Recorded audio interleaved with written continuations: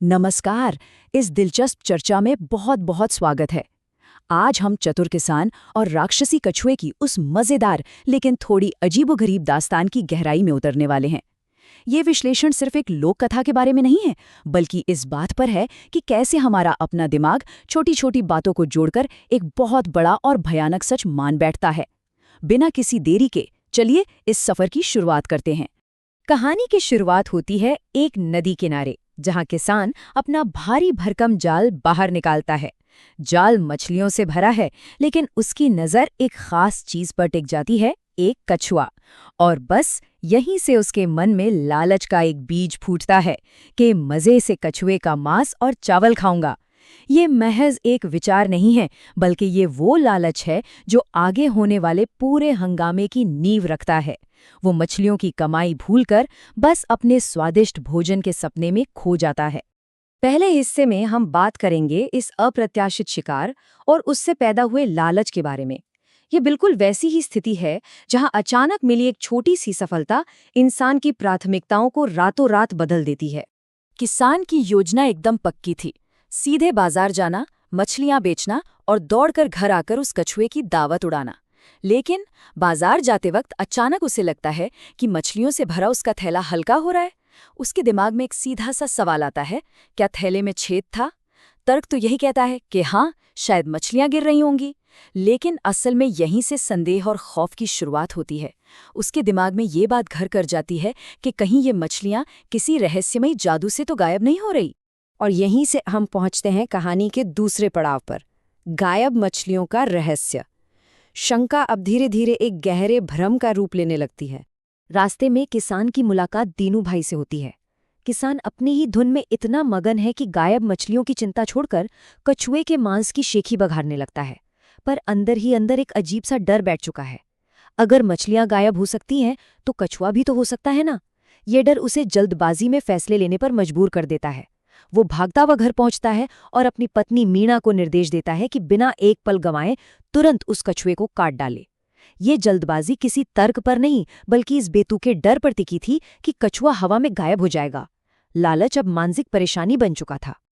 अब आता है कहानी का तीसरा भाग, घर में मची खलबली।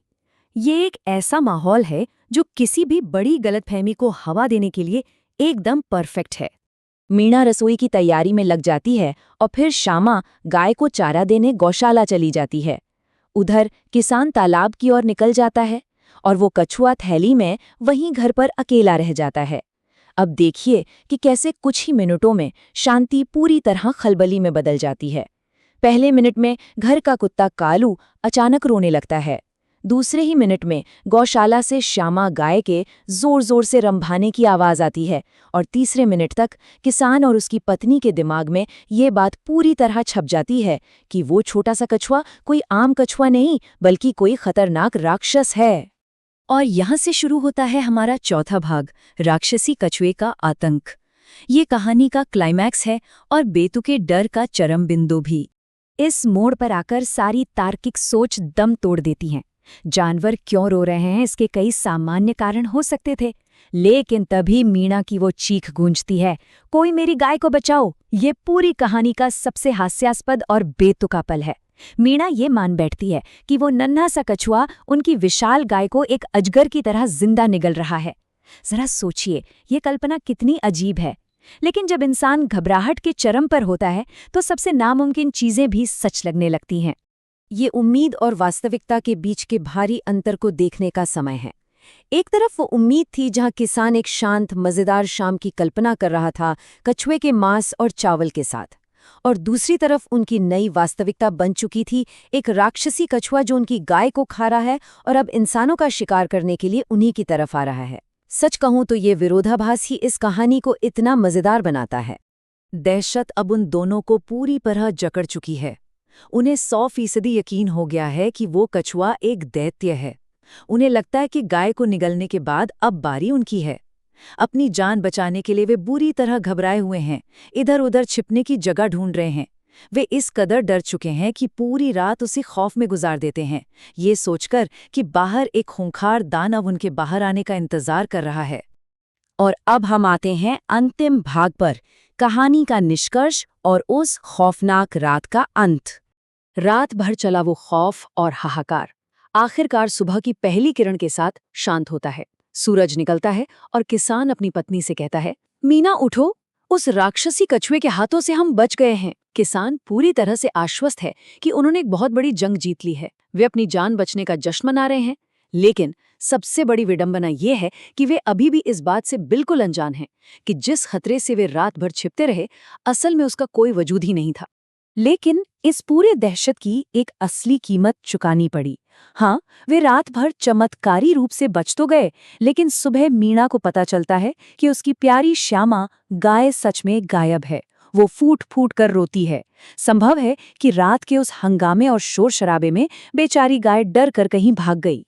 एक बिल्कुल ही सामान्य सी मछली पकड़ने की ट्रिप एक अस्त व्यस्त और सहमे हुए घर पर आकर खत्म होती है। उनका नुकसान असली था, लेकिन उस नुकसान की वजह उनकी अपनी गढ़ी हुई काल्पनिक दहशत थी। अंत में हमारे सामने एक बहुत ही गहरा सवाल आता है।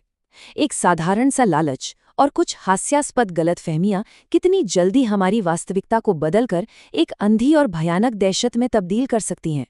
ये कहानी हमें याद दिलाती है कि कभी-कभी सबसे बड़े राक्षस हमारे बाहर नहीं, बल्कि हमारे अपने ही दिमाग की उपज होते हैं। इस रोमांचक विश्लेषण में साथ जुड़ने के लिए बहुत बहुत धन्यवाद। इस बात पर विचार जरूर कीजिएगा कि कहीं हम भी तो अपनी रोजमर्रा की जिंदगी में ऐसे काल्पनिक राक्षस नहीं पाल रहे।